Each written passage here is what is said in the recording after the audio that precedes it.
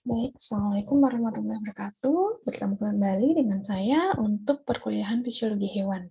Untuk pertemuan kali ini, pertemuan ke-10, kita akan membahas tentang sistem ekskresi pada hewan atau sistem pengeluaran pada hewan.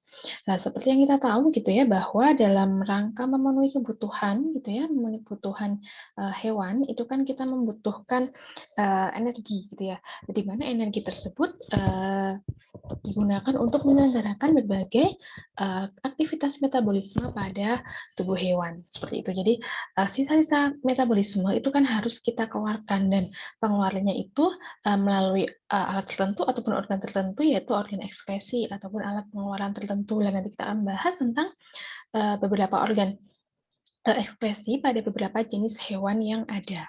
Oke, saya akan share screen untuk materinya. Oke, sebelumnya dipersilakan untuk berdoa terlebih dahulu sebelum belajar sesuai agama dan kepercayaan masing-masing. Berdoa dipersilahkan. Berdoa selesai. Oke, saya akan share materinya. Baik, sudah terlihat. Oke, di sini kita akan membahas tentang sistem ekskresi ya. Oke.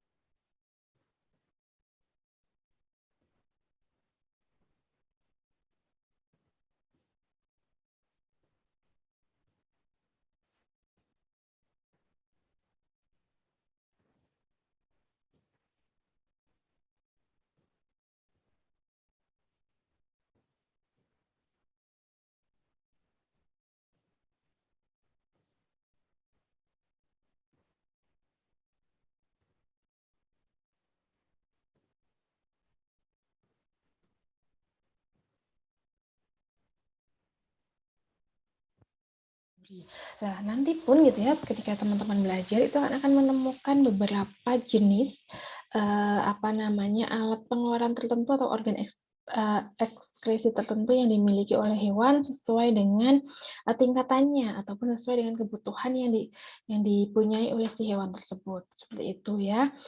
Terus untuk macam-macam organ pengeluaran itu bisa diklasifikasikan atau dikelompokkan menjadi dua, yaitu yang pertama adalah organ ekskresi atau organ pengeluaran secara umum, dan yang kedua adalah organ pengeluaran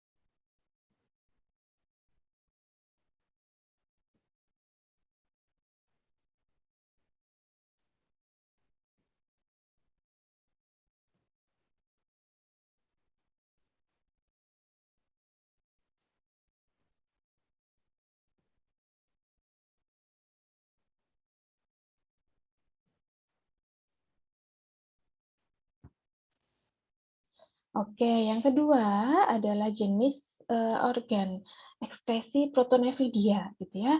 Protonephridia kalau dulu di SPH itu adalah suatu bentuk, ginjal gitu ya, bentuk ginjal tanda kutip yang masih sangat amat sederhana, gitu ya. Di mana dia, berbentuk tubulus atau pipa tertutup gitu ya, yang dia tidak berhubungan dengan rongga tubuh hewan. Dan ini bisa kita temukan pada, beberapa kelompok hewan yang lebih tinggi dari Coelenterata. Pada sel-sel penyusun gitu ya, pada Protonephridia ini di bagian tubulusnya dilengkapi dengan silia, gitu ya. Kalau, silianya tunggal, kita temukan dalam bentuk tunggal, berarti kita menyebutnya dengan selenosit. Kalau, kita menemukan beberapa sel silia begitu, kita namakannya sel api atau flame cell. Ini yang kita kenal sekarang begitu ya, flame cell. Nah, pada proses kerja dari Protonephridia ini, silia yang terdapat pada tubulus tertutup, nanti ada gambarnya di bawah. Silia yang terdapat dalam tubulus tertutup, itu dia ketika bergetar, itu pada bagian tersebut akan timbul tekanan negatif, gitu ya. Hal ini yang akan menyebabkan cairan itu tersedot ke dalam ujung tubulus yang buntu. Mohon maaf, salah ketik ya. Tubulus yang buntu dengan melintasi membran pada ujung tubulus. Hal ini yang merupakan cara untuk menyaring cairan melewati membran tubulus tersebut. Gitu ya. Jadi di silia yang ada pada tubulus tertutup itu ketika dia bergetar, dia akan menimbulkan tekanan negatif, gitu ya. Lah, dengan adanya tekanan negatif tersebut yang akan menyebabkan cairan, gitu ya, cairan dari luar tubuh, luar tubuh, yang dari luar flame cell tersebut akan tersedot ke dalam ujung tubulus yang buntu. Karena tadi kan protonephridia kan tubulusnya atau pipanya tertutup, gitu ya. Nah, dengan melintasi membran pada ujung tubulus tersebut, itu merupakan suatu proses penyaringan cairan yang melewati membran tubulus. Seperti itulah di sini pada proses tadi gitu ya, itu merupakan suatu proses ultrafiltrasi, di mana ultrafiltrasi merupakan suatu mekanisme dasar yang dipunyai oleh semua organ pengeluaran. Di sana, hanya molekul-molekul kecil saja yang benar-benar tersaring dan masuk ke protonephridia. Sedangkan molekul-molekul besar itu akan tetap dipertahankan dalam cairan tubuhnya. Seperti itu ya. Jadi akhirnya pada saluran protonephridia itu akan terbentuk urin yang mempunyai konsentrasi osmotik lebih rendah dari cairan tubuh gitu ya, karena konsentrasi hanya molekul kecil gitu loh yang bisa keluar gitu ya. Molekul-molekul besar akan tetap berada atau bersirkulasi di tubuh. Kalau misal darah gitu ya, darah disaring molekul-molekul kecil saja karena saringannya kan kecil ya, saking tipisnya. Jadi molekul-molekul kecil saja yang bisa keluar. Molekul besarnya tetap ada di tubuh untuk digunakan kembali dan lain-lain. Oke, ini teman-teman bisa melihat, kita bisa menemukan tipe Protonephridia, contohnya adalah flame cell yang ditemukan pada Platyhelminthes atau kelompok cacing pipih, gitu ya. Ini teman-teman bisa dilihat, ini adalah tubula, tubula dari tubulus-tubulus tadi, gitu ya. Nah, ini dia, ini adalah sel-sel api tadi.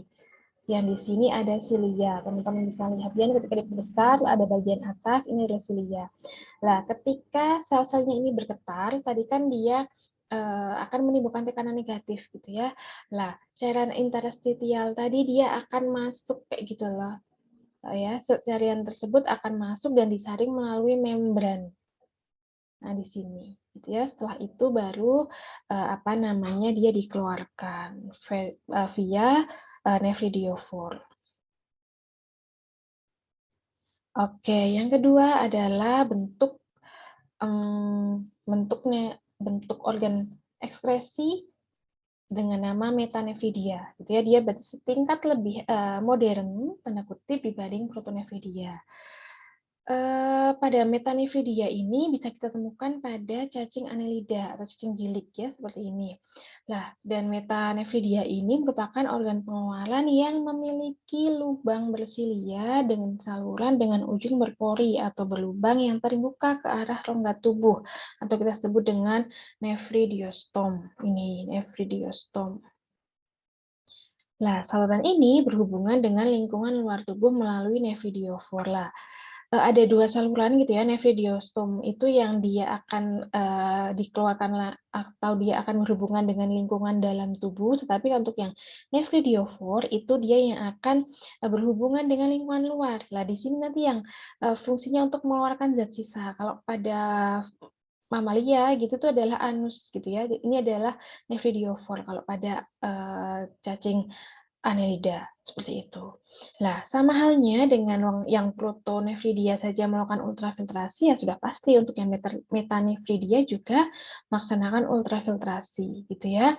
Dia selain ultrafiltrasi, dia juga sudah melakukan reabsorpsi dan sekresi yang menghasilkan urin yang encer yang bersifat hipoosmotik terhadap cairan tubuhnya. Jadi sifat dari urin yang dikeluarkan adalah lebih cair, gitu ya, dibandingkan cairan tubuh ataupun lebih encer dibandingkan konsentrasi cairan tubuhnya.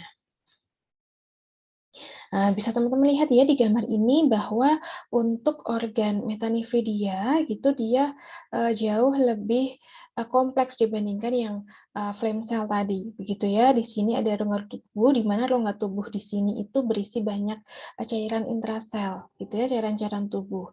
Di sini ada jaringan-jaring kapiler, gitu ya. Terus juga di sini ada bladder, terus di sini ada tubulus pengumpul.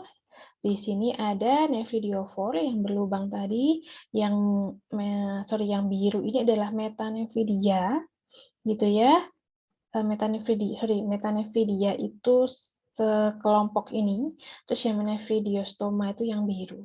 Nah, jadi di sini cairan-cairan tersebut gitu ya akan di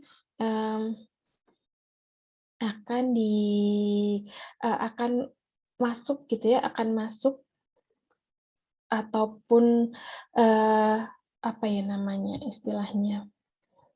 Betul. Dia akan masuk ataupun diabsorpsi gitu ya, melewati sini, melewati ini, jaring-jaring kapiler ini nanti yang dia akan menyerap ulang gitu ya, menyerap ulang bahan-bahan ataupun zat-zat metabolisme yang masih bisa dipakai gitu ya, akan melewati darah.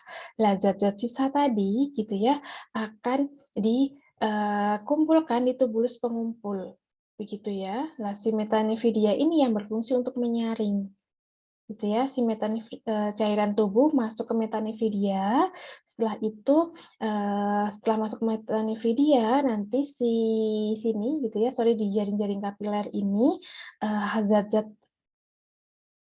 zat-zat dari metabolisme yang masih berguna akan diambil ataupun akan diserap kembali via jaring kapiler yang sisanya nanti akan dimasukkan ke dalam tubulus pengumpul.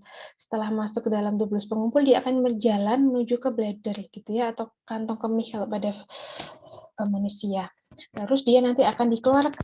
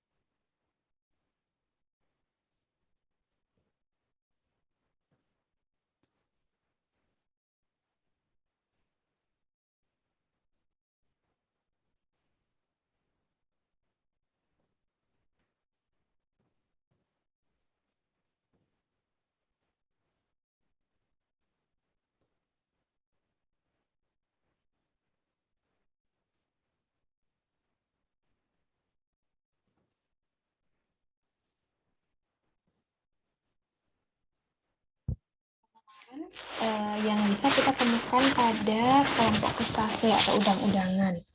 Nah, di sini teman-teman bisa lihat di gambar sebelah kanan gitu ya, dia memiliki kantong berujung buntu yang kita sebut dengan the end sac, ya betul, end sac ya, atau pundi-pundi gitu ya, teman-teman bisa lihat lah ini dia. Ini adalah apa namanya, kelenjar hijau atau kelenjar antena atau end sac tadi dari si krustase. Oke, dan dia kenapa disebut kelenjar antena? Karena dia posisinya berada di kepala gitu ya, di kepala dekat dengan saluran antena yang dimiliki oleh si krustase. Seperti itu. Nah, pundi-pundi ini gitu ya, pundi-pundi ini dia berhubungan dengan saluran nefridia yang berakhir di kantong kemih. Nah, pundi-pundi ini terendam di antara cairan selomik yang nantinya akan disaring untuk pembentukan urin awal. Nah, selama mengalir di sepanjang nefridia gitu ya, selama mengalir di sepanjang nefridia, itu air akan direabsorpsi gitu ya, air dan zat-zat yang masih berguna akan direabsorpsi, sehingga akhirnya nanti urin itu akan ditampung oleh kantong kemih, dan kantong kemih ini yang berhubungan dengan lingkungan sekitar melalui lubang pengeluaran yang terletak di dekat dasar antena. Seperti itu. Nah, oke, yang selanjutnya, yang terakhir adalah nefron ya. Kita bisa temukan pada vertebrata, di mana nefron ini merupakan suatu organ fungsional terkecil penyusun ginjal yang fungsi utamanya gitu ya, fungsi utamanya adalah mengeluarkan zat sisa metabolisme. Selain itu, organ lain yang bisa kita temukan adalah pada saluran pernafasan kita yang mengeluarkan CO2 serta juga kulit, gitu ya. Nah, seperti teman-teman tahu gitu ya, bahwa ini adalah bagian dari ginjal kita, gitu ya, bagian dari ginjal kita, ini adalah ada korteks dan ini ada medula. Ketika kita ambil satu slice seperti ini, kita perbesar, itu ada pada gambar C, gitu ya, di gambar C di mana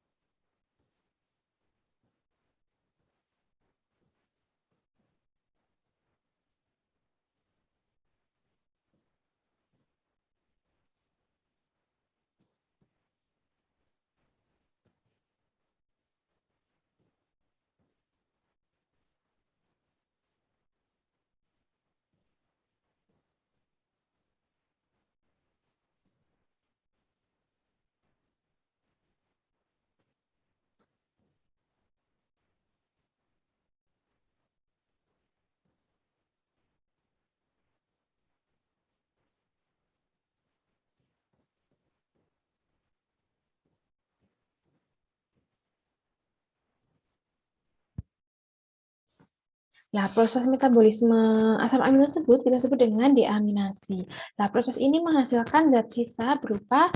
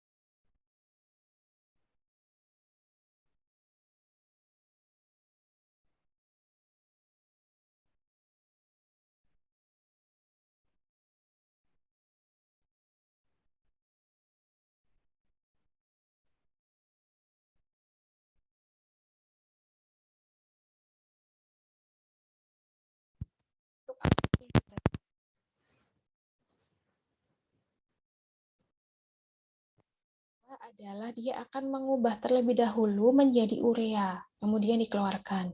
Ini bisa kita temukan pada mamalia, pada amfibi, pada shark, juga ada beberapa jenis ikan bertulang, tulang sejati maksudnya ya. Terus selanjutnya yang ketiga itu berarti dia uh, aminnya gitu ya, amin atau asam aminonya tadi dia akan diubah dulu menjadi asam urat gitu ya, dan baru bisa dikeluarkan dari tubuhnya. Ini bisa kita temukan pada bird, burung, pada reptil, pada insekta, dan juga pada snail atau pada siput, terutama siput darat. Oke, yang pertama adalah untuk pengeluaran nitrogen dalam bentuk amonia. Hewannya gitu ya, hewannya kita sebut dengan amonotelik. Di mana dalam tubuh hewan tersebut amonia kan kita tadi tahu ya bahwa amonia itu dia bersifat toksik. Di mana dia dapat menimbulkan beberapa gangguan, antara lain adalah dengan dia bisa mengubah pH intrasel yang selanjutnya akan mempengaruhi proses metabolisme intrasel dan mengubah fungsi enzim serta protein. Nah, selain itu si amonia juga dapat mengubah mitokondria. Oke, dia akan diubah menjadi bentuk amonia ya, NH3. Iya betul, amonia NH3. Nah, terus pengeluaran nitrogen dalam bentuk amonia ini hanya dilakukan